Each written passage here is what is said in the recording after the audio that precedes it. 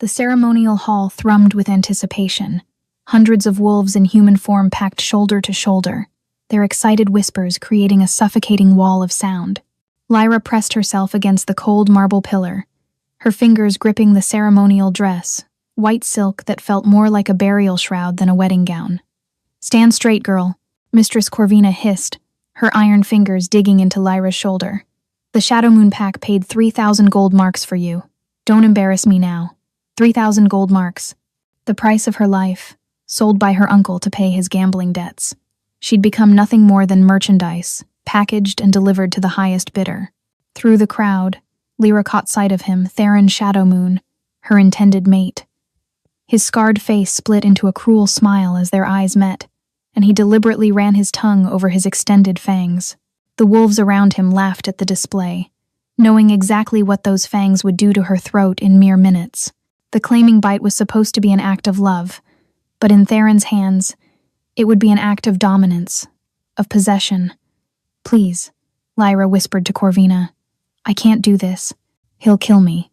Everyone knows what happened to his last 3 mates." "Not my concern," Corvina replied coldly. "The contract is signed. Walk forward, or be dragged." The drums began, deep and primal, signaling the start of the bonding ceremony. The crowd parted like a sea, creating a pathway between Lyra and Theron.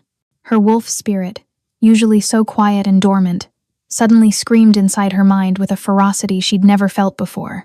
"Run, now, or die." Theron stepped forward, his black ceremonial robes making him look like death incarnate. "Come to me, little rabbit," he called out, his voice carrying across the hall. "Let's not make this harder than necessary. You're mine now." Lyra's legs moved without her permission, but not toward him backward. A collective gasp rippled through the crowd. To refuse a public bonding was unheard of, a violation of pack law that could result in exile or worse. "Seize her," Theron snarled, his face contorting with rage. 2 guards lunged forward. Lyra's survival instinct exploded. She spun wildly, her eyes searching desperately for any escape. The main doors blocked by more guards, the windows too high to reach, the crowd closing in like wolves cornering prey. Then she saw him, a lone figure leaning against the far wall, separate from the crowd. Dark hair fell across his face, and unlike everyone else, he wasn't watching the spectacle. He was reading a book, seemingly oblivious to the chaos. More importantly, he wore no pack colors, no ceremonial garb, just a simple black traveling cloak. A rogue, an outsider, perfect. Without thinking, without planning, Lyra ran, not away from the guards, but straight toward the stranger. The crowd scattered in confusion as she barreled through them, her white dress billowing behind, her like wings. The stranger looked up just as Lyra crashed into him, her hands grabbing his face. His book fell to the floor as his eyes storm gray with flecks of gold widened in complete shock. "I claim you," Lyra shouted, loud enough for the entire hall to hear. Then, before anyone could react, before she could second-guess herself, she pressed her mouth to his in a desperate kiss. The hall erupted in absolute chaos, but beneath the roar, Lyra heard the stranger's sharp intake of breath, felt his body go rigid with shock. His lips were warm against hers, and for one impossible moment, she tasted something wild on them, pine forests and winter storms, an ancient, primal force that made her wolf spirit sing. The kiss lasted 3 heartbeats. 3 heartbeats that shattered Lyra's entire world and rebuilt it into something else entirely. When she pulled back, gasping for air, the stranger's eyes had changed. The storm gray was now shot through with veins of pure gold, and his expression had shifted from shock to something far more dangerous, recognition mixed with disbelief. "What have you done?" he whispered, his voice carrying an accent she couldn't place, melodic and old, like something from the ancient tales. Before Lyra could answer, before she could even process what she'd just done, Theron's roar shook the entire hall. You dare claim another at my bonding ceremony?" The stranger moved so fast, Lyra didn't see it happen. One moment she was standing exposed in the middle of the hall, the next she was behind him, his body forming a protective wall between her and the advancing Theron. "The girl has made her choice," the stranger said calmly, though Lyra could feel the tension radiating from him like heat from a forge. "By ancient law, A public claiming cannot be challenged if it precedes the bonding bite. Theron's scarred face contorted with murderous rage. She was bought and paid for. Rogue. Stand aside or I'll tear out your throat myself. Rogue?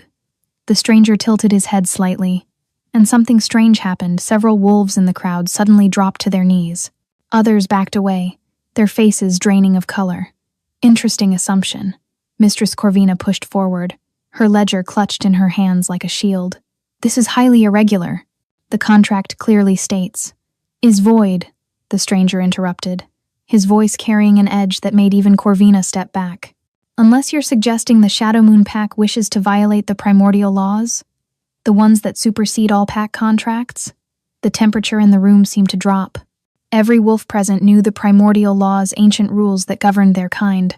Older than any pack, older than civilization itself. To break them meant death, not just for the individual, but potentially for their entire bloodline.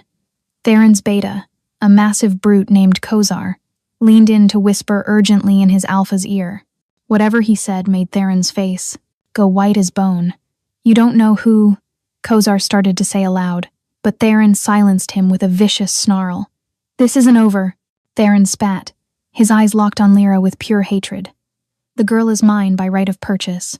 I'll petition the Council of Alphas. The stranger laughed, soft and dangerous as a blade being drawn. By all means. I'm sure the Council would love to hear how the Shadow Moon Pack traffics in unwilling mates. How you've turned sacred bonds into commodity trades. Lyra felt the stranger's hand find hers, his fingers interlacing with her own.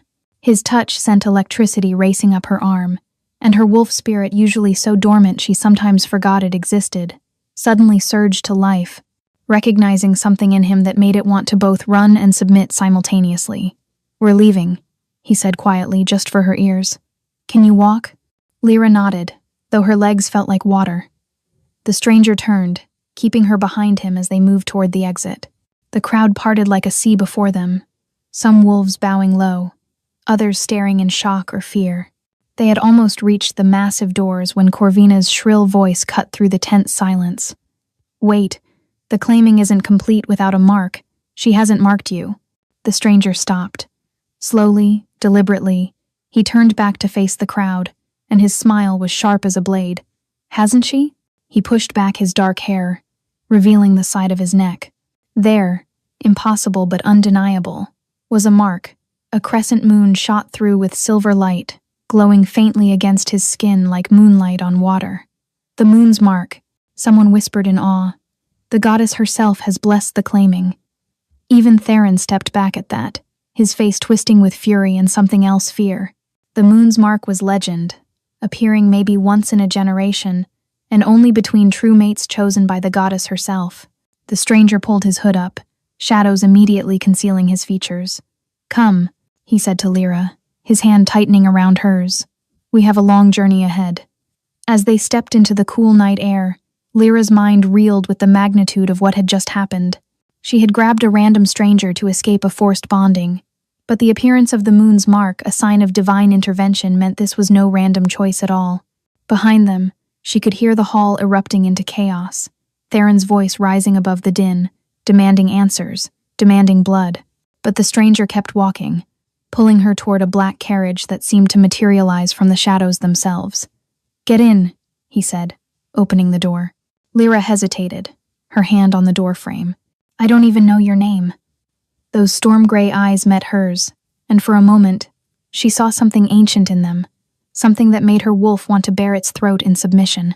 Kale, he said simply. And you've just made things very complicated for both of us. As the carriage door closed behind them and they rolled into the darkness, Lyra noticed something that made her blood run cold. The inside of the carriage bore a crest embroidered in silver thread, a wolf howling at a crown of stars, the crest of the Nightborn dynasty, the ruling family of all wolf kingdoms. She hadn't just claimed any stranger, she had claimed someone connected to the royal family itself.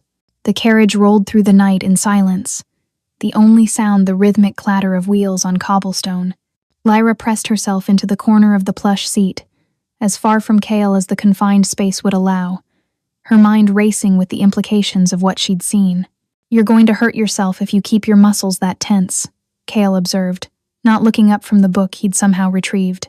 In the dim lantern light, she could see it was written in the old language, the script of the first wolves that few could still read. "Who are you?" Lyra whispered, her voice barely audible above the carriage wheels. "I told you, KL. That's not what I meant, and you know it." She gestured to the crest embroidered on the carriage cushions. "That symbol, only the royal family can use it. So who are you really? It's just a symbol." He turned a page, still not meeting her eyes. "You were quite clever back there, by the way, using a public claiming to void a trafficking contract. Most wolves wouldn't know that particular loophole in primordial law. The woman I called grandmother, she was really my guardian, taught me before she died," Lyra said carefully, accepting his deflection for now. "She said knowledge of the old ways might save my life one day." Wise woman. Kale finally looked up, and in the flickering light, his eyes seemed to glow with their own inner fire, though I doubt she expected you to claim the first random stranger you saw. Heat flooded Lyra's cheeks. "I'm sorry. I know I've created a problem for you. Once we're far enough from the Shadow Moon territory, we can stage a rejection ceremony. Tell everyone the claiming didn't take—" "Look at your wrist." Lyra glanced down and gasped. Where his fingers had touched her skin, delicate silver lines were appearing, swirling patterns that looked like frost on glass. They didn't hurt, but they pulsed with a gentle warmth that matched her heartbeat.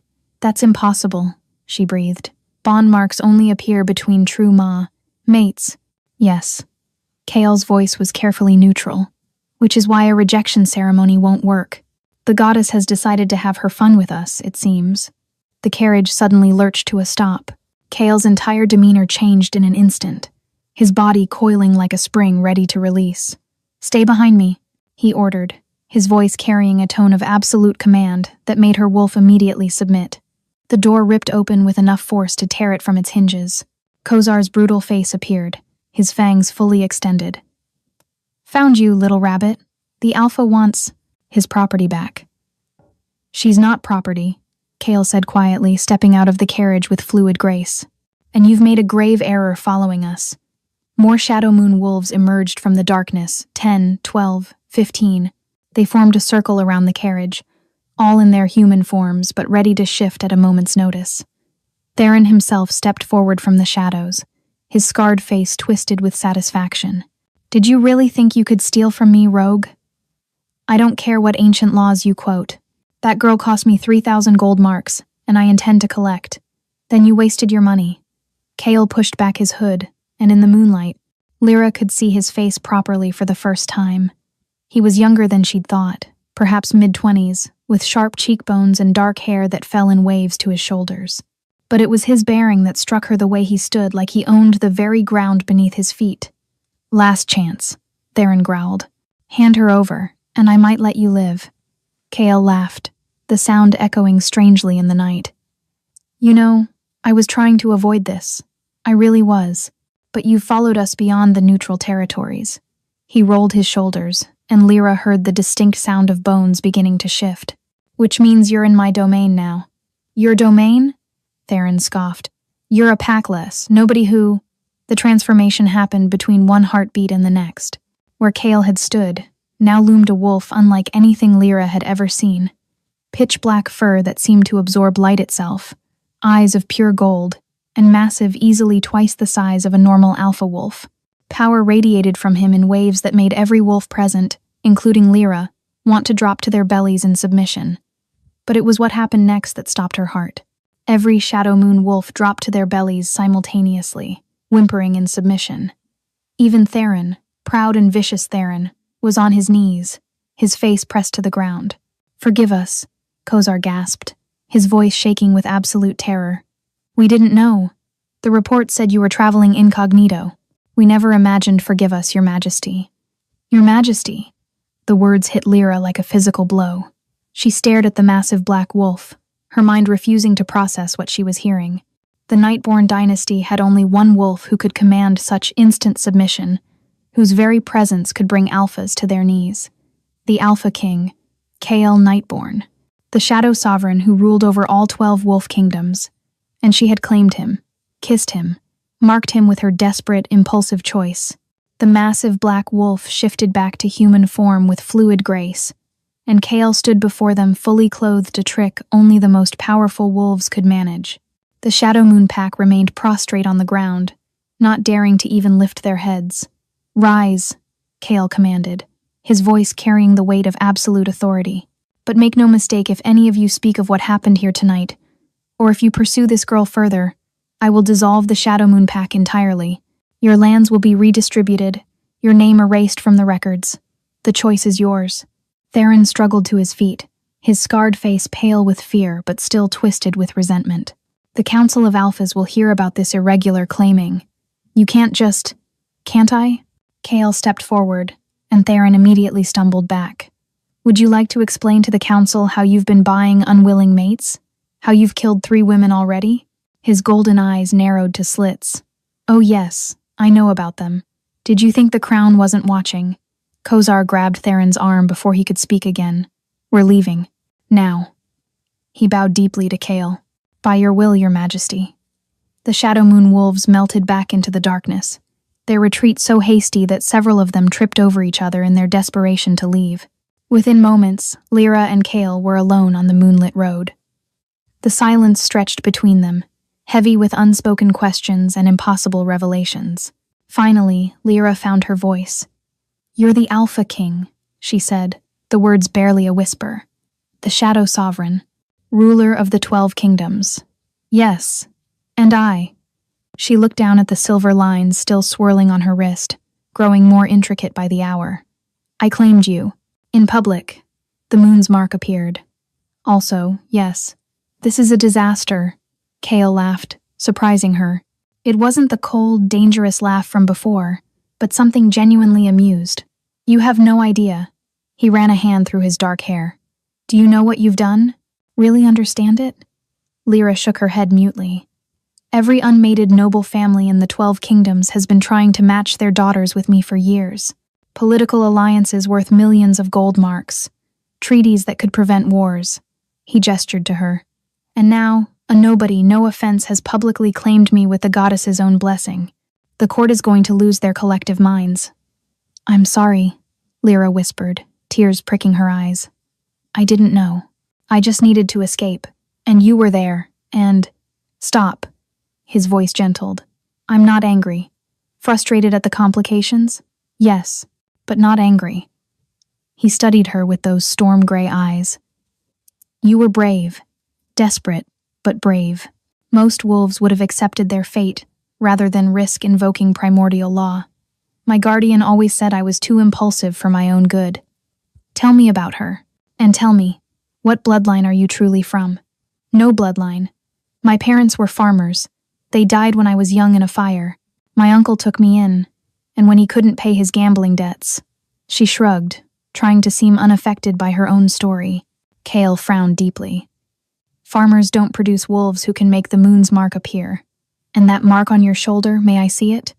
"What? Mark?" "The birthmark, shaped like a crescent moon." Lyra's hand flew instinctively to her shoulder. "How did you... You can't see it through my dress. I can sense it. It's calling to me, like recognizing, like..." His voice had gone rough. "Please." With trembling fingers, Lyra pulled aside the collar of her dress just enough to reveal the birthmark she'd had all her life. Kale inhaled sharply. "That's not a birthmark," he said quietly. "That's a seal. A very old, very powerful seal meant to hide something extraordinary." Before Lyra could ask what he meant, a howl split the night air. Then another, and another. But these weren't Shadow Moon wolves. The sound was different, older, wilder. "Get in the carriage," Kale ordered, his body tensing. "What is it?" "Ferals. Wolves who've lost themselves to the beast." He pushed her toward the door. "They hunt in packs, and they're drawn to power. The confrontation with Theron must have attracted them. The howls were getting closer." Lyra could see shapes moving in the forest, eyes glowing red in the darkness, nothing like the gold or silver of normal wolves. "Can't you command them like you did the Shadow Moon Pack?" "Ferals don't recognize authority. They only recognize strength." Kale's bones began to crack and reshape. "Stay in the carriage no matter what you hear." But as he started to transform, something extraordinary happened. The silver lines on Lyra's wrist suddenly blazed with light, and pain white-hot and overwhelming shot through her entire body. She screamed, falling to her knees. Her bones felt like they were breaking, reshaping, but wrong, all wrong. This wasn't a normal shift. Her wolf spirit was trying to emerge, but something was fighting it, holding it back. Lyra! Kale was beside her instantly, his transformation halted. What's happening? I don't know, she gasped through the pain. I can't shift. I've never been able to shift. The ferals burst from the tree line, 5 of them, massive and twisted, their forms caught somewhere between wolf and beast. They saw Lyra writhing on the ground and Kale crouched beside her, and they attacked. Kale moved like lightning, shifting mid-leap to meet them. But he was outnumbered, and his attention was divided between fighting and protecting Lyra. A feral broke through his defense, lunging straight for Lyra with jaws wide. She threw up her hands instinctively, and moonlight flames erupted from her palms. The feral disintegrated into ash before it could touch her. Everything stopped. The remaining ferals backed away, whimpering. Kale stared at her in shock, and Lyra looked at her hands, where silver flames still danced along her fingers, beautiful and terrible. That's impossible, Kale breathed. That's moonfire. Only the royal bloodline of the extinct Silver Moon Kingdom could. The seal on Lyra's shoulder suddenly cracked with an audible snap. Power, ancient and wild, flooded through her. Memories that weren't her own flashed through her mind, a castle of silver and starlight, wolves bowing before a throne, a woman with Lyra's face wearing a crown of moonstone. I remember, she gasped. My guardian, the woman I called grandmother. She wasn't my grandmother. She was my protector. She hid me. The Silver Moon Kingdom didn't just fall, it was destroyed. Every royal killed except the infant princess. Kale finished, his voice full of awe. The lost heir of the Silver Moon. The lords have been searching for you for 20 years. They had taken shelter in one of Kale's safe houses, a modest hunting lodge deep in the Thornwood forest. He'd insisted they couldn't return to the palace yet, not until they understood what was happening to her. Lyra sat by the fire, staring at her hands where lunar fire had manifested just hours ago. 20 years of being nobody, and now I'm supposedly royalty from a murdered kingdom. Your guardian protected you well, Kale said gently, pressing a cup of tea into her shaking hands. The Silver Moon massacre was brutal. King Aldrich ordered every royal killed, even the children. Your guardian must have been incredibly powerful to hide you with a seal that strong. Why? Lyra asked, looking up at him. Why would anyone massacre an entire royal line? Kale's expression darkened. The Luna prophecy. It spoke of a union between shadow and silver that would either destroy or unite all wolf kingdoms. Aldrich believed if he eliminated the Silver Moon line, he could prevent the prophecy entirely. But he failed. I survived. Yes, and now you've claimed me the Shadow Sovereign with the goddess's own blessing. Kale's eyes met hers. Shadow and silver, united. The very thing Aldrich tried to prevent. A howl echoed outside, too close for comfort. Kale was on his feet instantly, every muscle tense. That's not ferals, he said quietly. Someone's found us. The door exploded inward with tremendous force. Wolves poured in, not wild ferals, but disciplined soldiers wearing the crimson mark of the royal guard. But these weren't Kale's guards. Well, a familiar voice drawled.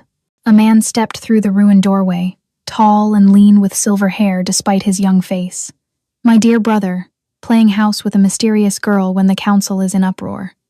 Damon, Kale growled. What are you doing here? The Council of Alphas sent me. Damon's blue eyes fixed on Lyra with predatory interest. They're quite upset about your irregular claiming. They want the girl brought before them immediately. She goes nowhere without me. Actually, Damon smiled coldly. The council was very specific. The girl comes alone, or she's declared a criminal who used forbidden magic to enslave the Alpha King. That's ridiculous. Is it? Damon gestured to Lyra's wrists, where the silver marks still swirled. She bears marks that shouldn't exist. Witnesses say the moon's mark appeared without a proper claiming bite. Some are calling it witchcraft. Lyra stood, her fear replaced by rising anger. I didn't enslave anyone. Prove it. Damon's smile widened. Come with us. Face the council. Unless, of course, you have something to hide. She's not going anywhere with you. Kale stepped between them. Brother, really? You're going to fight your own royal guard? Over some farmer's niece? Damon sked. What would father think? Father's dead, Kale said flatly. I'm king now. A king who's been compromised by an unknown girl's magic. The council has the right to investigate. Lyra saw more guards surrounding the lodge through the windows. They were outnumbered 20-1. Even Kale couldn't fight them all without bloodshed. I'll go, she said quietly. Lyra, no. She touched Kael's arm, and the bond marks flared with warmth. Through their growing connection, she could feel his fear for her, his rage at being cornered.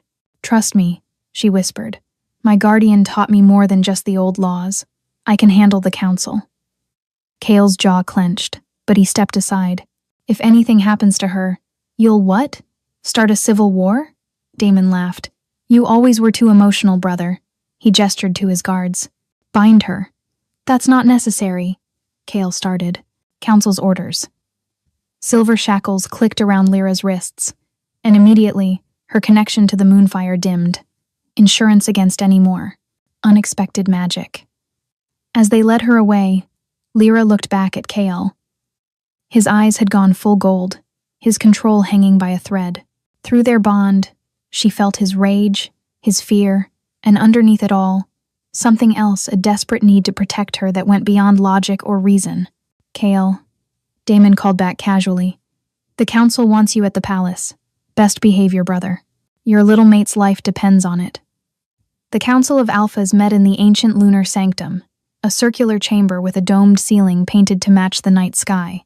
12 thrones arranged in a circle, each representing one of the wolf kingdoms. But only 11 were occupied. The 12th, the Silver Moon throne, had sat empty for 20 years. Lyra, the Unclaimed, the eldest Alpha, spoke, a woman with steel-gray hair and sharp amber eyes. You stand accused of using forbidden magic to enslave our king. I use no magic, Lyra replied steadily, though the silver shackles chafed her wrists. I invoked primordial law to escape an illegal trafficking arrangement. Yet the moon's mark appeared without a proper claiming bite, another Alpha interjected. Explain that. I cannot explain the goddess's will. Convenient, Damon drawled from his position beside the empty throne. Perhaps a truth serum would help loosen your tongue. That's illegal, Lyra said sharply. Article 7 of the Reformed Codes. You know our laws very well for a farmer's niece, the elder Alpha observed. Tell me, child, who were your parents really? Before Lyra could answer, the temperature in the room plummeted. Frost spread across the windows in spiraling patterns, and the silver shackles on her wrists began to glow with inner light. What's happening? Someone demanded. The shackles shattered like ice. Power erupted from Lyra, not the controlled moonfire from before, but something wild and primal. The empty silver moon throne began to glow, its ancient magic responding to her presence. Memories flooded through her again, clearer this time. She saw her parents' faces, felt her mother's last desperate spell to hide her, heard her father's dying words, keep her safe. When she comes of age, the throne will recognize her. Impossible, the elder Alpha breathed. Lyra rose, pulled by invisible strings toward the empty throne. The moment she touched it, light exploded through the chamber. When it faded, she stood before them, transformed, her simple dress replaced by robes of silver starlight, a circlet of moonstone materializing on her brow. I am Lyra Silvermoon, she said, her voice carrying new power. Last heir of the Silver Moon Kingdom, and I have every right to claim whoever I choose. The council erupted in chaos, some dropping to their knees in recognition of the ancient bloodline, others shouting about impossibilities and trickery, but Lyra heard none of it. The moment the crown touched her head, she was elsewhere. She stood in a vast hallway of silver and starlight, exactly as she'd seen in her fractured memories. But this time, she wasn't alone. Hello, little moon, a woman's voice said softly. Lyra turned to find a figure in flowing robes, her face hidden by a hood of silver silk, but she recognized the voice that had sung her lullabies in dreams she'd forgotten. Mother? An echo, the figure replied. A memory preserved in the throne's magic, waiting for you to claim your birthright. The hood fell back, revealing a face that was Lyra's own, 20 years older. "We have little time. The awakening of your powers has attracted attention from things better left sleeping. I don't understand any of this. The silver moon line carries the blood of the first wolves, beings of pure magic, who walked between worlds." Her mother's echo moved closer. "That's why Aldrich feared us. We could see the threads of fate, alter the course of destiny itself. And you, my daughter, are the strongest our line has ever produced. But I've never shown any power before, because I sealed it. Every drop of magic, every hint of your heritage, bound within that mark on your shoulder." The echo touched Lyra's face gently. "I'm sorry for the life of hiding you've had to live. But now the seal is broken, and you must learn quickly." "Learn what?" "That the massacre wasn't Aldrich's idea." Her mother's expression darkened. Something else whispered in his ear, promised him power if he eliminated our line. Something that feeds on the division between wolf kingdoms, that grows stronger from chaos and hatred. It dwells in the realm between realms, and it's been sleeping since our fall. But your awakening and your bond with the Shadow King has stirred it.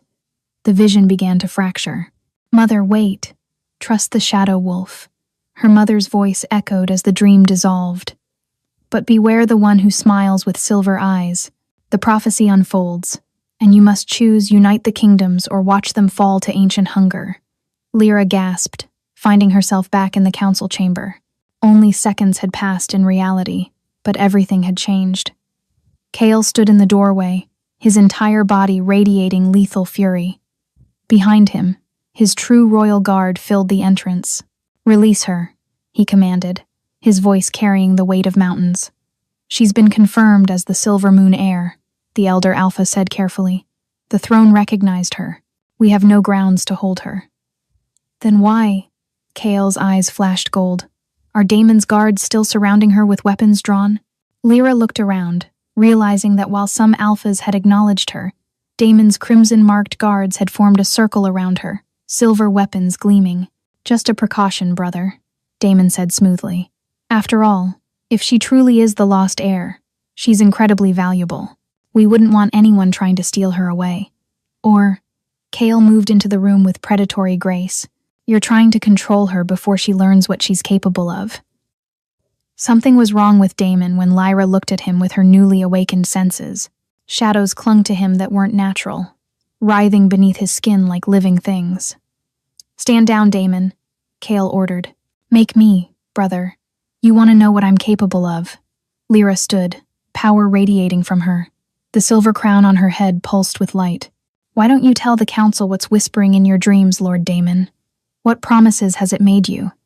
Damon went rigid. "I don't know what you're talking about." "No?" Lyra stepped closer, and frost spread from her footsteps. "Then you won't mind if I look?" She raised her hand, silver flames dancing between her fingers. Damon snarled and lunged not at her, but at Kale, moving with inhuman speed. The brothers collided with tremendous force, Damon's hands going for Kale's throat. But the moment they touched, Lyra's bond with Kale flared to life. She felt his shock as Damon's fingers burned with unnatural cold, saw through his eyes the wrongness in his brother's face, black veins spreading beneath the skin, eyes flickering between ice blue and pitch black. "He's possessed," Lyra breathed. The thing wearing Damon's face laughed. "Clever little moon princess. Too bad you woke too late." It threw Kale across the room with impossible strength, then turned to Lyra. 20 years I've waited, feeding on this fool's ambition, preparing for your return. The void that swallows light thanks you for finally revealing yourself." Shadows surged forward, but silver flames met darkness. The collision shook the entire sanctum. Through their bond, Lyra felt Kyle's determination as he rose, his shadow magic joining with her light. Their power synchronized complementary opposites in perfect harmony. "Banished," they said in unison. Their joined power exploded outward like sunrise burning away night. The shadows shrieked, tearing from Damon's body, compressed smaller and smaller until it vanished with a sound like reality tearing. Damon collapsed, blood running from his eyes and nose. Kale caught him before he hit the ground. "The possession. The months ago." Whispers promising the throne. "I'm sorry, Kale. The prophecy spoke true," the elder Alpha said with awe. "But if that was just a fragment of the true enemy..." Then we have a war coming, Kale said grimly, looking at Lyra. A war I can't fight without you. By the third night after the council confrontation, Lyra hadn't slept. Every time she closed her eyes, visions came, armies of shadow pouring from tears in reality, kingdoms burning, wolves screaming, and always, her own reflection with silver eyes that weren't quite her own, smiling as the world ended. You need rest, Kale said from her doorway in the palace. I can't. She stood at the window, watching storm clouds gather unnaturally on the horizon. Every time I sleep, I see things, terrible things, and I think they're not dreams. They're possibilities. The gift of sight, he said quietly, moving to stand beside her. Your mother had it too, according to the histories. The ability to see potential futures. It's driving me mad. How did she stand it? Maybe that's why she bound your powers. To give you a normal life, free from the burden of knowing what might come. Lyra turned to face him, and for a moment, the careful distance they'd maintained since arriving at the palace wavered. Do you regret it? That I claimed you? Do you? He countered. I asked first. Kale's storm-gray eyes studied her face.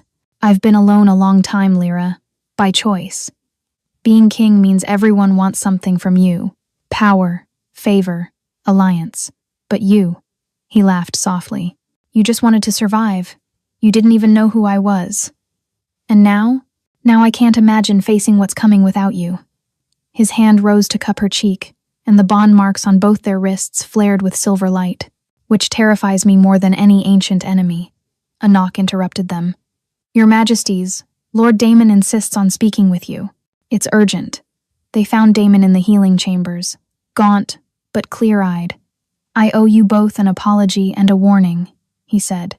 The void left memories. It's not one entity but a species, dwelling in the realm between realms, sleeping since the first wolves bound them. The barriers are weakening. How do we stop them? The lunar conjunction, when our moon shows all its faces at once, cycling through every phase in a single night. It happens once every 1,000 years. Tomorrow night, silence fell like a stone. That's impossible. A ritual that complex would take months to prepare. Unless you have silver moon blood, who can see fate's threads and weave them. Damon looked at Lyra. Your mother knew this day would come. That's why she made sure you'd be of age when the conjunction arrived. But I don't know any rituals. The throne knows. But accessing those memories could overwhelm you. The Silver Moon Queens who used their full power didn't always stay human. Sometimes they became living conduits for magic itself, powerful, but no longer capable of things like love or mercy. Thunder rumbled outside, and Lyra noticed the storm clouds were moving in impossible spirals. It's already starting, Damon whispered. They rushed to the battlements. The storm wasn't weather, it was shadows, creatures of living darkness attacking the palace barriers. With each impact, the barriers flickered. How long will the defenses hold? Hours, maybe less. Lyra stared at the writhing mass. Prepare the throne room. Gather every mage and priestess in the palace. If we're doing this ritual, we do it right. I won't let you face this alone, Kale said. I know. She took his hand. You're my anchor. If I start losing myself to the power, you're the only one who can pull me back. The eastern wall exploded. Shadows poured through like nightmares. Guards shifted to wolf form, but their fangs and claws passed right through the creatures. Only Lyra's lunar fire and Kale's shadow magic affected them. Give us the Silver Moon Child. Give us the Shadow King, the creatures spoke in unison. They ran to the throne room where mages chanted desperately, barely holding shadows back. Whatever you're going to do it now, the head mage gasped. Lyra approached the throne, her heart hammering. The moment she sat down, she'd be opening herself to centuries of power and knowledge. She might emerge as their savior or as something that no longer remembered how to be human. She looked back at Kale one last time. If I don't come back, you will, he said firmly. I won't let you go. Lyra sat on the throne. Power hit her like a tsunami. 1,000 years of memory flooded Lyra's mind. She was everywhere, a Silver Moon Queen leading armies against the first Void incursion. A child learning to shape moonlight into weapons, a mother singing the binding spell that would cost her life. She was all of them and none of them, drowning in an ocean of memories and magic. Let go. The voices of her ancestors whispered seductively. Stop being Lyra. Become the silver moon itself. It's the only way to have enough power. It would be so easy. She could feel the temptation to dissolve into pure magic, become a force of nature that could obliterate the void with a thought. No more fear, no more doubt, no more messy human emotions. But then she felt it, a thread of shadow wrapped around her heart, warm and familiar. Kael. Their bond pulsed with his desperate determination, his absolute refusal to let her drift away. Lyra. His voice in her mind, not through ears but through soul. I know you're in there. Fight. She tried to respond, but she was fragmenting, spreading thin across time and space. She saw the ritual her ancestors had used, complex, beautiful, requiring 12 wolves of royal blood. But they only had 2. It was impossible. No, another voice said, and Lyra realized it was her own, from a future that might be. Not impossible, just different. The vision shifted. She saw herself standing with Kael under the moon's changing faces, but they weren't alone. Every wolf in the kingdom stood with them, their combined howls creating a harmony that could reshape reality. Not 12 royal wolves, but thousands of common ones, united by choice rather than blood. That's it, she gasped, pulling herself back from the brink of dissolution. Lyra's eyes snapped open, still seated on the throne but herself again mostly. Silver light poured from her skin, and she could feel every thread of magic in the kingdom. Kael, she said, her voice carrying harmonics that made reality shiver. I need you to call them. Call who? Everyone. Every wolf in the kingdom. Farmers, merchants, nobles, servants, everyone. She stood, the throne's power following her like a cloak of starlight. The original ritual needed 12 royal wolves because they were the only ones considered worthy. But worthiness isn't about blood. There's no time. There is. She could see the threads of possibility, one shining path to victory. Send the king's call. Tell them their queen asks for their help. Their choice. Their voices. Kael didn't hesitate. He threw his head back and howled. Not just any howl, but the king's call. A sound that carried on magical winds to every corner of the kingdom. For a moment, nothing. Then answering howls began to rise. 1, 10, hundreds, thousands. Wolves were coming, streaming toward the palace despite the danger. The void creatures shrieked their fury, redoubling their assault. The barriers shattered completely. But Lyra raised her hand, and moonlight flames erupted in a protective dome. Hold on, she told the mages. They're coming. Through the windows, she could see them, wolves of every color and size racing through the streets, some shifting mid-run from human form. Common folk who'd never set foot in the palace, all answering the call. You delay the inevitable, the void ground out. We are eternal. We are hungry, Lyra interrupted. You're hungry because you're incomplete. Shadows without light, darkness without substance. That's why you need us. We're what you can never be. The first of the common wolves burst through the throne room doors, immediately adding their voices to a growing howl. More followed, filling the room, the hallways, the courtyards. The harmony grew stronger with each voice. But here's what you never understood, Lyra continued, walking toward the mass of shadows. Kael moved with her, their hands clasped, bond marks blazing. Light and dark aren't opposites, they're partners. One defines the other. She reached the edge of her silver fire dome. You're not our enemy. You're our reflection, corrupted by eons of separation in the realm between realms. The first wolves didn't understand that binding you away would only make you hungrier, angrier. Lyra, Kael said warningly, what are you doing? Something crazy. She looked at him, and despite the power coursing through her, her smile was entirely human. Trust me? Always. She dropped the dome. Shadows rushed in, but instead of attacking, Lyra opened her arms wide. Silver light poured from her, not as a weapon but as an invitation. Kael, understanding through their bond, did the same with his shadow magic. We don't need to bind you, Lyra said to the void. We need to heal you, light and shadow, together again. The void recoiled, then surged forward, drawn despite itself. Where it touched their combined magic, something extraordinary happened. The hungry darkness began to change, taking on form and substance. The conjunction! someone shouted. Above them, the moon began cycling through all its phases, full to crescent to new and back again, showing every face in moments. The howling of thousands of wolves reached a crescendo that shook the very foundations of reality. Not Shadow and Silver united to destroy, but Shadow and Silver united to restore. She pulled on every thread of magic she could reach from the throne, from the moon, from every wolf lending their voice.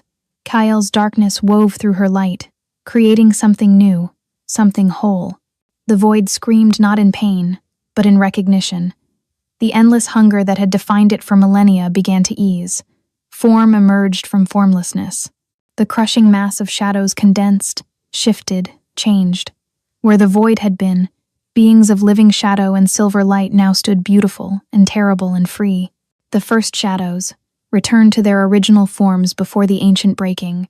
One stepped forward, larger than the rest, its eyes swirling with galaxies. The little moon child found the answer the first wolves could not. It spoke, its voice no longer grinding stone but flowing water. Unity, not division. Healing, not binding. "Will you keep the peace?" Lyra asked, exhaustion suddenly crashing over her. "We will return to the realm between realms, but no longer as prisoners. As guardians, watching the boundaries between worlds." It looked at the assembled wolves. "You have given us back ourselves. This debt will not be forgotten." The first shadows began to fade, not vanishing but transitioning to a different plane of existence. As the last one disappeared, Lyra's knees buckled. Kale caught her before she fell, pulling her against his chest.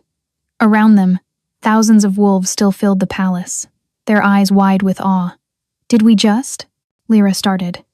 "Save the world?" "Yes." Kale's voice was rough, with emotion. "Nearly lose yourself to do it?" "Also yes." "But I didn't," she said, looking up at him. "You anchored me, just like I knew you would." The elder Alpha approached through the crowd.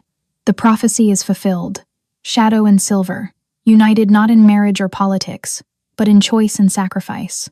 The lost heir has returned, and she has shown us a new way." "So what happens now?" someone called from the crowd. "Now," Lyra said, her voice carrying despite her exhaustion. "We rebuild.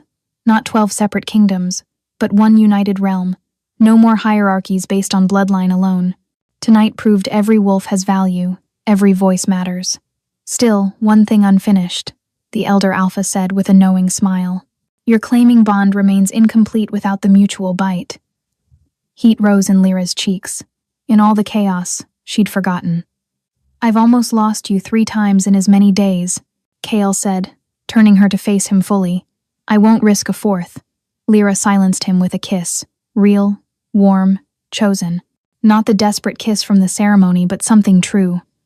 The crowd cheered. "Is that a yes?" "Yes, though maybe without thousands watching." Later, in private, they completed their bond properly. The mutual claiming bites were gentle despite their primal nature, and when done, their bond hummed with perfect harmony. "I love you," Lyra whispered against his throat. "And I love you," Kale replied, pressing a kiss to her temple. "My brilliant, impossible mate." Outside, dawn broke over a changed world. The void healed, kingdoms united, and 2 souls who'd found each other by desperate chance had chosen to stay together by deliberate choice. The girl who'd grabbed a stranger to escape her fate had grabbed hold of destiny itself and reshaped it. Sometimes the most desperate choices lead to the most extraordinary destinies.